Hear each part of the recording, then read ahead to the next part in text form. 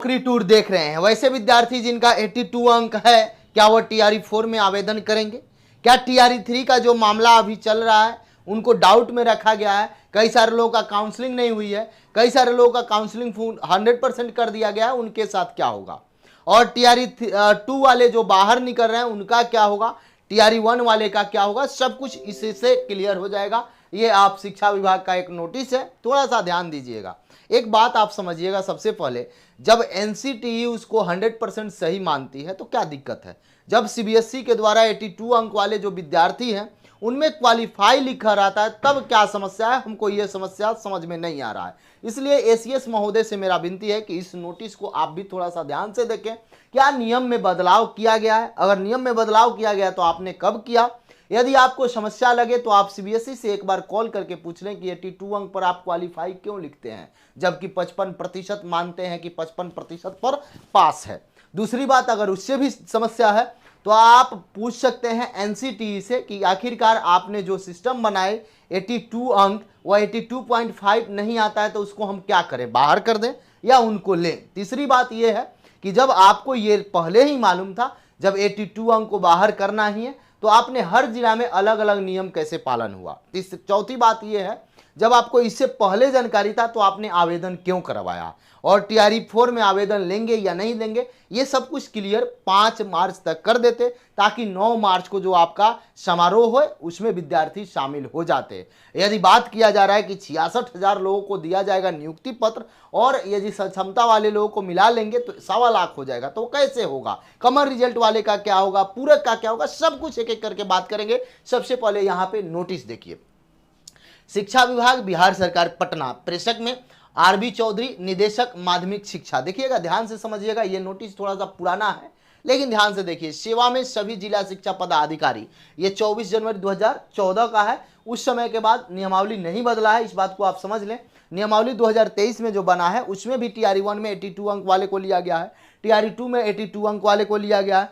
बाद में भले आप हटा रहे हैं तो क्यों आवेदन कराते हैं? टीआरई 3 में कहीं कहीं 100% सक्सेसफुल लिख दिया गया है, कहीं कहीं डाउट में रखा गया है और कहीं कहीं लिया ही नहीं गया। तो ये कैसे नियम है? नियम तो बिहार में एक जैसा होना चाहिए कि यदि ले रहे हैं तो सबको लेंगे, नहीं ले रहे हैं तो नहीं लेंगे। यदि आप नहीं लेंगे तो क्यों नहीं लेंगे, इसका भी जवाब देते। यदि आपको लग रहा है कि नहीं 82.5 होता है तो आप एनसीटीई से पूछ लीजिए। आप सीबीएसई से पूछ क्यों ना लेते? वो क्यों क्वालिफाई लिख देते हैं जबकि 82 अंक वाले को क्वालिफाई लिखा जाता है? ये मेरा नहीं, सभी विद्यार्थी का कहना है। आगे देखिए, माध्यमिक शिक्षा, यहाँ पे देखिएगा आगे, नियोजन से संबंधित आवश्यक निर्देश दिया गया था उस समय। और यहाँ पे देखिए महाशय, उपयुक्त विषयक, थोड़ा सा ध्यान से देखिएगा, समझिएगा।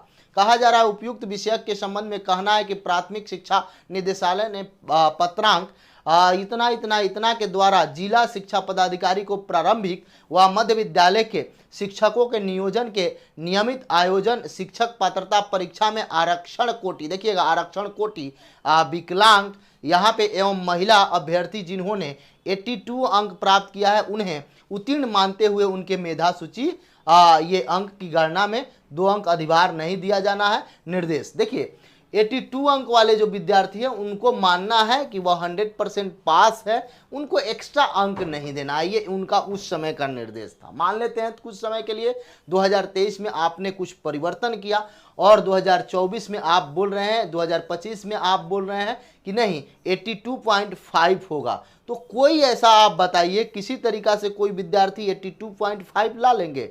82.5 कभी आएगा? आप ही बताइए। दूसरा बात यह है, मान लेते 82.5 अगर विद्यार्थी फेल होते तो आखिरकार जो आप सीटेट एग्जाम विद्यार्थी देते हैं वहां से इनको क्यों निर्देश दिया जाता है कि आप क्वालिफाई हैं? वहां ही नॉट क्वालिफाई लिख दिया जाता। पहला बात यह है। दूसरा बात यह है कि अभी इलाहाबाद हाई कोर्ट वाला जो मामला चल रहा था यही 82 को लेकर, तो वहां साफ तौर पर एनसीटीई ने बोला कि नहीं इनको इक्विवेलेंट मानेंगे, यानी कि इनका साफ तौर पर उनका कहना था कि 82.5 और इक्विवेलेंट यदि मानेंगे तो 82 अंक होगा, उन्होंने बोला। यदि परसेंटेज के हिसाब से देखें तो 82.5 ये 55% होता है, यदि परसेंटेज के हिसाब से देखें तो ये 54.67% होता है। यही थोड़ा सा अंतर कितना है तो देखेंगे तो 0 पॉइंट, यहाँ पे देखिएगा तो 3 और 3 का मात्र अंतर है, यही है। जबकि इतना को उन्होंने इक्विवेलेंट माना है आपका 82.5 का। अब क्या होगा, जरा यही मैं विनती कर रहा हूं, यही सभी विद्यार्थी से भी मैं कह रहा हूं कि ये उस समय का नोटिस है। और उसके बाद जब आपने टीआरई 1 किया, बीपीएससी टीआरई 1 किया, उसमें क्यों लिया? बीपीएससी टीआरई आपने 2 किया, उसमें कैसे ले लिया? तो बीपीएससी टीआरई 3 वाले विद्यार्थी क्या करें, टीआरई 4 वाले विद्यार्थी क्या करें, ये असमंजस में चल रहे हैं। तो एक आपके द्वारा एसीएस महोदय से विनती है कि एक नोटिस जारी करें, इनका क्या होगा। नोटिस आश्वासन मिल रहा है तो 82 अंक वाले जो भी विद्यार्थी हैं जो तैयारी कर रहे हैं वो टीआरई 4 की तैयारी करें, कोई दिक्कत नहीं। 82 अंक वाले जिनको डाउटफुल में रखा गया है थोड़ा सा वेट करें। वैसे विद्यार्थी जिनका काउंसलिंग नहीं हुआ है इनको शामिल किया जाएगा तो आपका भी काउंसलिंग होगा। वैसे विद्यार्थी जो ये सोच रहे हैं कि रूम पर बैठे हुए हैं कि मेरा तो काउंसलिंग हो चुका है, उसमें 100% ओके कर दिया गया है, तो यदि ये बाहर आते हैं तो आप भी बाहर आते हैं। इसलिए आप भी प्रयास करें। कल भी हम लोग गए थे सचिवालय, वहां पे बैठे 2-4-5 घंटा रहे, वहां से आश्वासन मिला, लेकिन देखिए नोटिस कब तक आता है, इस बात को आप समझ लें। इससे पहले बार बार आश्वासन ही मिल रहा है। मैं इसलिए दिखा रहा हूं ताकि ये शिक्षा विभाग का ही नोटिस है, वो लोग भी देखें। और वो लोग कैसे देखेंगे, थोड़ा सा आप सहयोग करें और नौकरी टूर को सब्सक्राइब कर लें, लोगों में शेयर करें ताकि उन तक पहुंच सके। कल भी आप देखे होइएगा इसी तरीका से जो इलाहाबाद कोर्ट वाला था उसको भी मैंने दिखाया, और इससे पहले आप देखिएगा लगातार जिस तरीका से बिहार विद्यालय परीक्षा समिति स्टेट और सीटेट को लेकर भेजी थी वो भी मैं चलाया। बार बार मैं 82 अंक वालों को आगाह कर रहा हूं कि थोड़ा सा आप सहयोग करें ताकि आपका जो समस्या है उसका समाधान हो सके। बहुत बहुत धन्यवाद।